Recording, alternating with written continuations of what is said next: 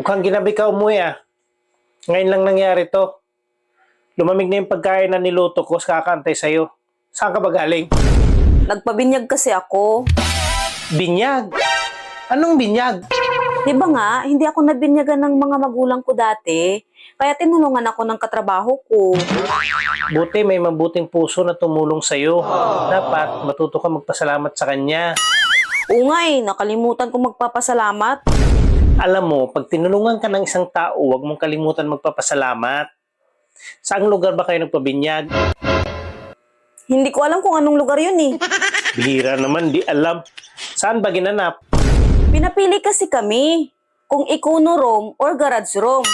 Ang napili namin, garage room kasi maganda raw yun. May pag-garage-garage pa kayo Ang ibig kong sabihin, saang building ginanap?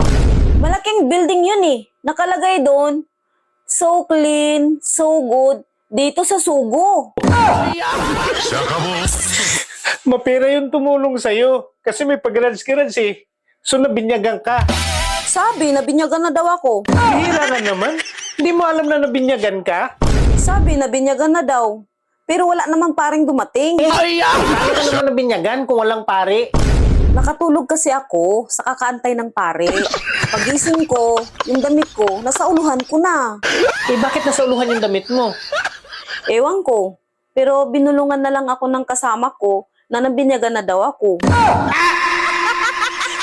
Hindi mo ba tinanong sa kasama mo kung bakit ganon? Tinanong.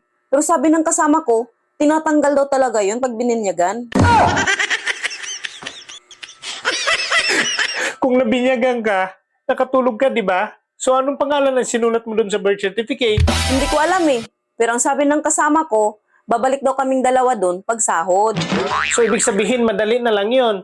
Kasi kukunin mo na lang yung birth certificate mo. 3 oras daw, minimum.